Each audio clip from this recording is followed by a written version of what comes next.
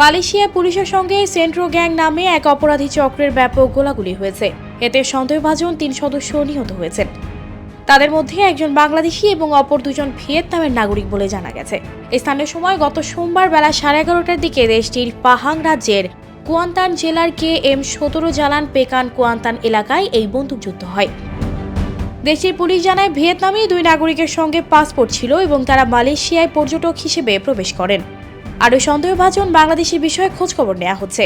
এছাড়া গুলি বিনিময়ের ঘটনায় তদন্ত চলছে।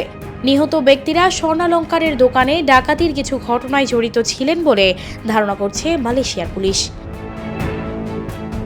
বন্দুকযুদ্ধের পর একটি গাড়ির ভেতর থেকে 3 জনের মরদেহ উদ্ধার করা হয়। নিহত ব্যক্তিদের মধ্যে 2 জন 36 ও 44 বছর বয়সী ভিয়েতনামের নাগরিক, আর নিহত বাংলাদেশির বয়স 38 বছর।